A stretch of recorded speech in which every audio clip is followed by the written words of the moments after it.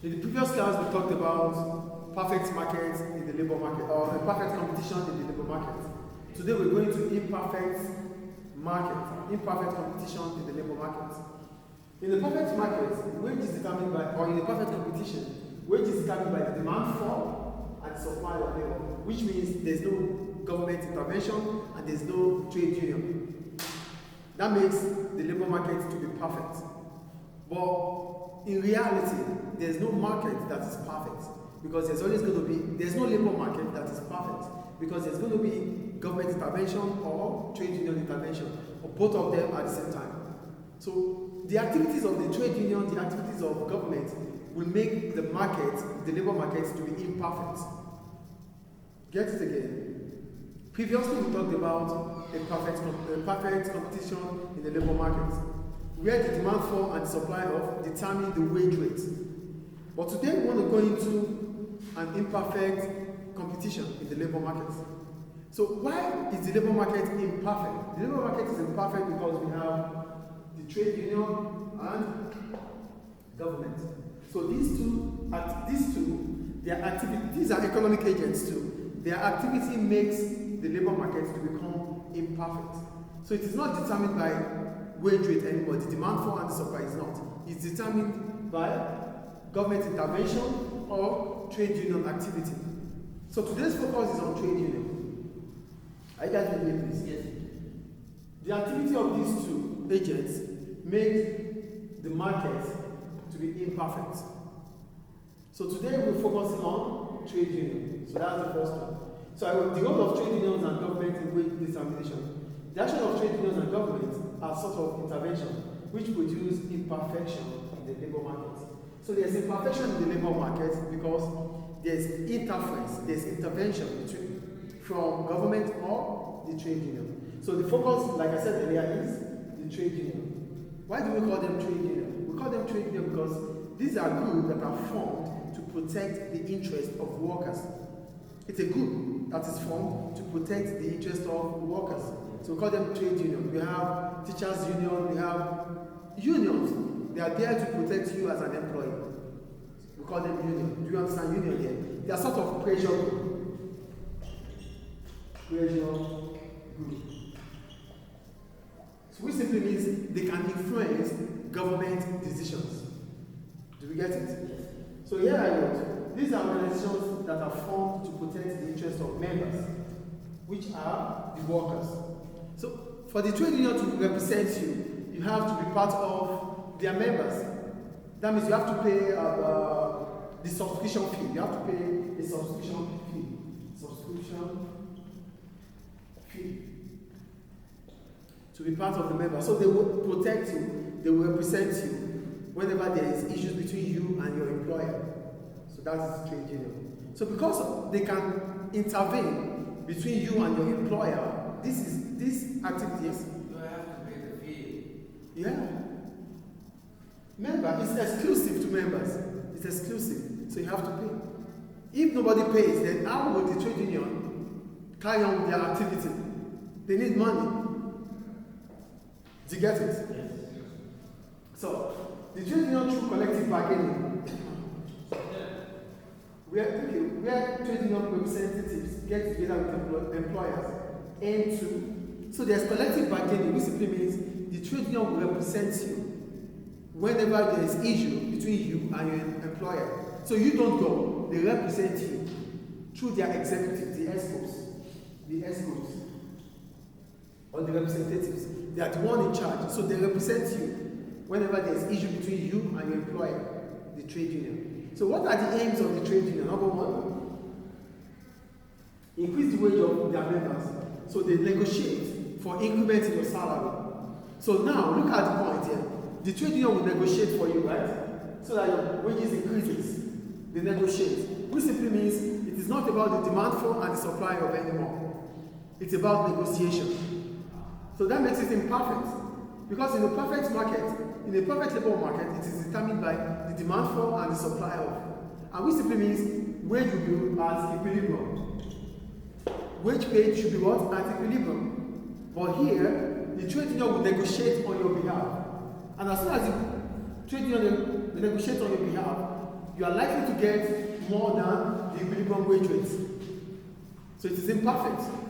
Do you understand the first point here? The second one, improve working conditions of members.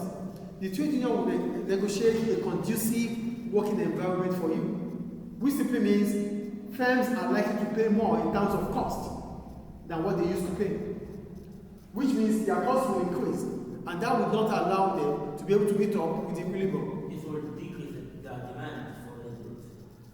Do we get it, please? Yes. The third one, maintain wage differential between skilled and unskilled workers. So it is not about the demand for and the supply. It's based on how skilled you are. So skilled workers are expected to get this, unskilled workers are expected to get this, and it is maintained, it's a standard. The trade union will ensure that there's a standard set when it comes to wages in relative to skilled and unskilled workers. Do you get that? Yes. And the last one, prevent unfair dismissal, and many more. Actually, I didn't understand that before that part, the wage differentiation. What does that mean? Wage differentiation. Wage differentiation is talking about the differences between what you earn and what I earn. So the point is, you can earn more than I do because you are skilled and I'm unskilled. Not about the demand for and the supply of. But what here it says that they want to, they aim to increase the difference between the No, they aim to maintain. Okay, that makes They aim to maintain wage differential between skilled and unskilled workers. Skilled workers are expected to get more than unskilled workers. So they want to maintain that standard. It's a standard. Does it make sense now? Okay, great.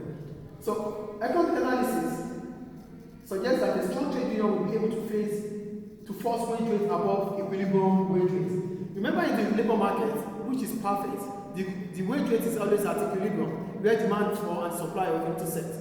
But here, with a strong trade union, with a very strong trade union, they may be able to negotiate a wage rate above the equilibrium wage rate.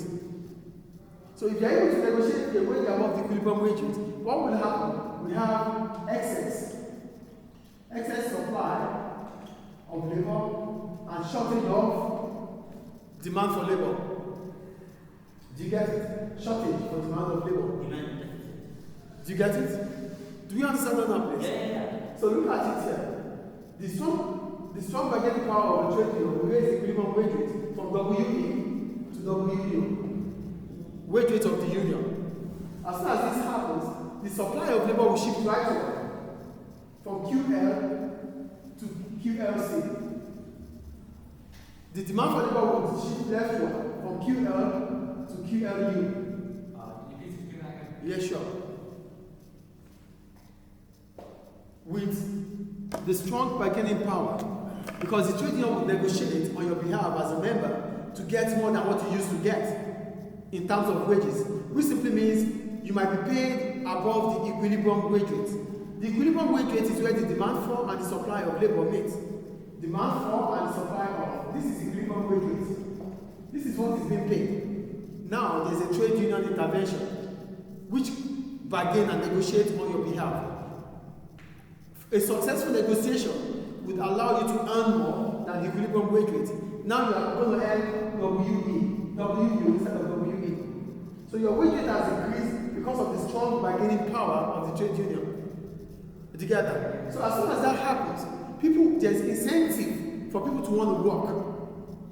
Because the pay is increasing now in the market. So there's incentive for people to want to work. As a result of that, the supply of labor will shift rightward from QL to QLC. People will be making themselves available for job. The supply of labor is here, and the demand of labor is here. For labor is here. But an increase in wage rate will shift the supply curve rightward from QL to QLC. The numbers of workers firms will be willing to employ would reduce because wage rate has increased. It represents a high cost for them. So firms will be desensitized to employ more workers. They won't be willing to employ more workers. As a result of that, it shifts left from QL to QLU. The demand for labor will shift leftward. Demand for labor, the supply of labor will shift rightward. So an increase in the wage rate above the equilibrium wage rate increases the supply of labor, reduces the demand for labor. So there's going to be excess supply. So the difference between the supply of labor and the demand for labor is the shortfall. So the intervention of trade union, allowing to have a high equilibrium wage rate, will bring about a shortfall in the quantity of labor. Because firms need to employ before you get a job. But now they won't employ, because to employ, you want to join the trade union, they don't want that. Because as soon as you join the trade union, your wage rate increases and it represents a high cost for them, which reduces their profit. Because there's inverse relationship between profit and cost. Do we understand trade union here? Yes. So one of the reasons why we have an imperfect market in the labor market, an imperfect competition in the labor market, is that there's the intervention of the trade union through their collective bargaining, which increases the wage rate above the equilibrium wage rate. And as soon as that happens, firms will not be willing to employ. There's this incentive to employ, but there's incentive to work. Excess supply, shortfall in demand. So that is imperfect market, imperfect competition in the labor market when it comes to trade union intervention. Is it clear?